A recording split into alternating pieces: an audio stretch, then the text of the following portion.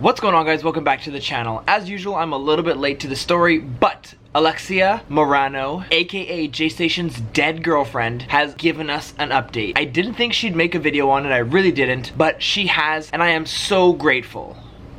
Or at least I was until I watched it. Just as a bit of a warning, I have some mixed feelings and controversial opinions about her apology. Before we even get into it, I'm just gonna say this. I don't fully believe her story. She starts off the video talking about how nice and sweet JayStation is, and I just can't believe that. This guy exploits dead celebrities. He made that video where he buys a slave, and he has countless other disgusting videos on the platform. And on top of that, he's got bad blood with basically every single person he's ever worked with. Yet I'm supposed to believe that she saw through all of that and genuinely liked him as a person? No. This is what I think. JayStation is a lying, manipulative, abusive piece of shit who doesn't care about anybody but himself and his YouTube channel, which is exactly the reason why he has no friends and has to pay people to be in his videos. Think about it. The only reason people hang out with JayStation is because they either work for him or they work with him. He gives them clout, and that's the only reason why they're there. Do you guys honestly think it's a coincidence that literally all of his friends are YouTubers? The only people who hang out with JayStation are people whose YouTube channels benefit from it. That's just the way it is. And so I think Alexia is just like every other person JayStation has worked with, in the sense that she saw an opportunity to work with him to get clout or get success on her own YouTube channel, and she took it. Unfortunately, just like every other idiot who tried to work with JayStation and overlooked the fact that he's an asshole, she ended up getting abused and regretting it. So am I supposed to feel bad for someone who sells their soul to work with a guy like JayStation, fully well knowing how much of a piece of shit he is?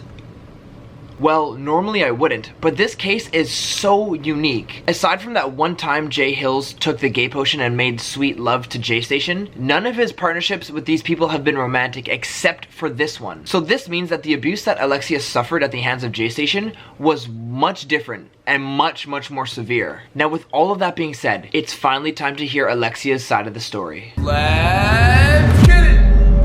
So I met Jay in August of last year, and to be honest, when I first met him, I thought he was really weird.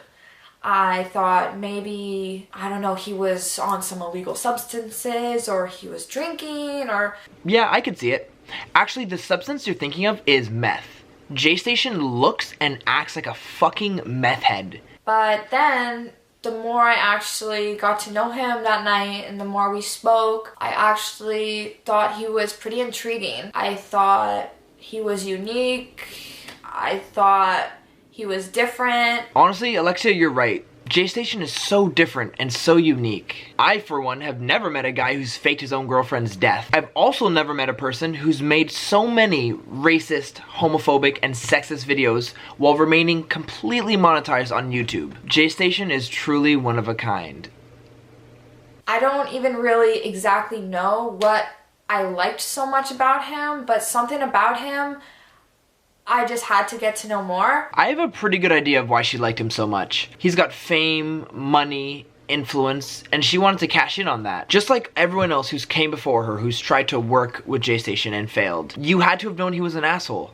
How could you not? You take one look at his YouTube channel or have one conversation with him and it's so clear exactly what kind of person he is. But just like literally everyone else who's worked with JayStation, she told herself, it can't be that bad, he can't be that much of an asshole. Plus, it'll be all worth it once my channel's successful and I'm rich just like him. But as we're all coming to learn, that's never how it works out. Ask Jay Hills, ask Wesley, ask any of the other people he's worked with. It only ends one way with JayStation. Now this part is kind of sad. She also talks really slowly, probably because she's holding in tears, so I'm just gonna go ahead and summarize it for you guys. She basically talks about how they met and how they hit it off. They stayed up all night talking and connecting. Like, we stayed up for hours talking, and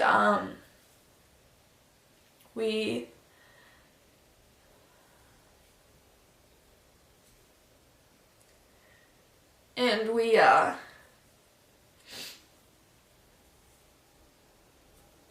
just like really connected. She also talks about how they shared a similar mindset, and that is one of the things that attracted her to him. Now personally, I think hitting it off is a bit of an exaggeration. The way she tells it, it kind of seems like they kind of liked each other and then they connected all night long, and that doesn't really give me hitting it off vibes, but then again, what the fuck do I know?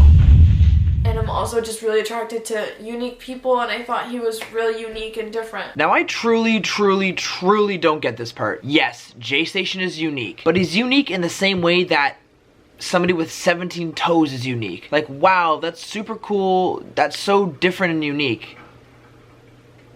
But stay the fuck away from me, please. So after that weekend, he came and visited me in Ottawa. He stayed for a couple of days, and after that, we decided that we were gonna date. Now allow me to give you guys a great piece of advice that I only wish Alexia had known. Do not, I repeat, do not jump into a relationship with somebody you've only met twice. Because that person who you just met and you think is so great and so awesome and so unique might turn around and fake your death for views. You really never know with people nowadays. After only I think it was only 2 weeks of dating, that he actually told me that I could live with him in Toronto if I wanted to. Okay, here's another life lesson, which you might think is obvious, but 2 weeks of dating, that he actually told me that I could live with him in Toronto. Apparently not. Don't quit your job, abandon your life, move to a whole new city with a guy you've only met twice. Don't do it. 9 times out of 10, it doesn't work out. And honestly, it usually ends with your organs being harvested, so I guess Alexia's kind of lucky that that didn't happen, but still, man, yikes. Don't do it. So I moved in with Jay and his roommate, Ahmed. It was so much fun until one night I was sleeping. Jay decided to take my phone and look through every single message I had. Jay told me that he does not want me to have Instagram, he does not want me to have Facebook, he does not want me to have Snapchat. Now this is where I really start to feel bad for Alexia. She moves to a new city with some guy she thinks is great, and she trusts that he'll be a half-decent human being. But once he gets her away from her family and friends, he does what he does best. He manipulates, he controls, and he abuses. All so that he could break her down and do whatever he wants to her. I didn't understand why Jay was acting this way, and I was honestly just really shocked because I never saw this side of Jay before, because before that he was just really sweet to me and made me feel really special. We got the third life lesson of the video here. Just because someone is nice to you, it doesn't make them a nice person. Take Adolf Hitler, for example. He was really nice to the Germans, you know? He got them out of their economy, he made their country powerful and wealthy, but he was really mean to a lot of people. And mean is a huge understatement. And JayStation is just like that. He was nice to Alexia, but if you do even a bit of research on the guy, you'll find that he can't maintain a friendship with anybody because he treats everyone like shit. And 80% of people on YouTube can't even stand him because he's such an awful piece of shit. And his videos heavily reflect that. I felt like he was trying to isolate me from my friends, from my family, and I just felt really isolated and alone. You know what I just noticed? She's talking about being alone and isolated, but they live with a third person. That fat fuck AlmondMo lives with them. How the hell does JayStation get away with doing all these awful things to his girlfriend with him there? He's literally in the next room witnessing it. Honestly, people like AlmondMo are almost worse than JayStation. Like, yes, JayStation's a huge asshole, we all know that. But his slimy little henchman is just there, lurking in the shadows. He's watching this all happen, and he's not doing anything about it. What's really scummy, though, is that his channel's doing fine. He's still uploading videos. He even uploaded a video where he cried about Alexia's death. He's just as guilty as JayStation. He's just way more low-key about it, because if he steps in to do something, he either has to side with JayStation, which makes him a piece of shit, or he has to side with Alexia, which means he can't continue to suck the clout out of JayStation's dick. So he just stays in the shadows and watches from afar while Alexia gets fucking abused. What a solid guy. He would explain how he was feeling. He would cry to me sometimes, saying that he feels really bad about how he treats me and how he doesn't think that I deserve to be treated the way I deserve to be treated, and that he's gonna try. But every time we had that conversation, we would still end up having the same fight. So we're getting another glimpse at how JayStation treats Alexia, and I gotta be honest, it made me sick to my stomach. The fact that a human could treat another human like this is gross, and the amount of emotional abuse going on is borderline criminal. And I truly believe that JayStation should be punished. But unfortunately, in this next clip, Alexia says something that makes me really question her credibility. I would literally help him with his videos every single day, not asking for one single penny. I quit my job to be with Jay. I quit my job to move to Toronto with him, help him with videos. His roommate Ahmed gets paid to help Jay with videos, but I did not get paid at all. And I was okay with that at the moment because I really liked Jay and I wanted him to be successful. This is complete 100% bullshit. Alexia is trying to tell us that she quit her job and moved in with some guy she's only met twice. The same guy who's already notorious for being a huge scumbag. All because she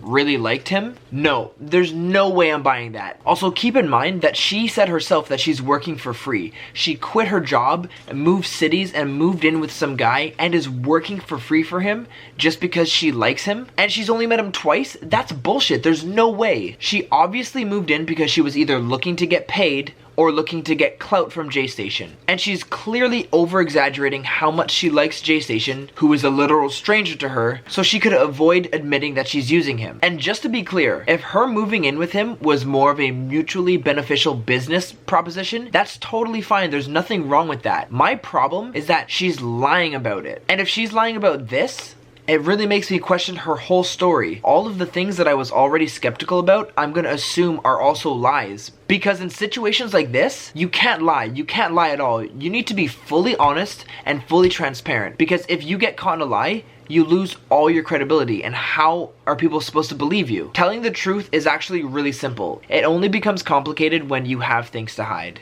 Jay tells me that him and Ahmed had this idea that Ahmed should die in a car accident. He started looking at me and then he said, actually Alexia, I think it would be a lot better if you're the one who dies. I did not want to play with people's emotions like that at all. So she explains the whole dead girlfriend incident and how it was JayStation's idea, which is pretty obvious. She also mentions that she did in fact let some people know that she wasn't actually dead, but she didn't tell the whole world because she was scared of JayStation and how he would react, which is pretty fair. Only God knows what he's capable of, or at least what he made her think that he's capable of. She ends the video by telling us how she snuck out of JayStation's house in the middle of the night and finally escaped his wrath. But just like any amazing YouTuber, she did not forget to plug her channel. Stay tuned to this channel, subscribe to this channel, because I'm going to be posting so many videos to this channel now. Alright guys, so just to be clear, I am truly glad that Alexia got out and she's safe. I'm also really glad that she's telling her side of the story and showing people how much of a monster JayStation really is. However, just because she's the victim here, it doesn't give her the right to lie or exaggerate about certain details of the story, simply because she knows she can get away with it. But as always,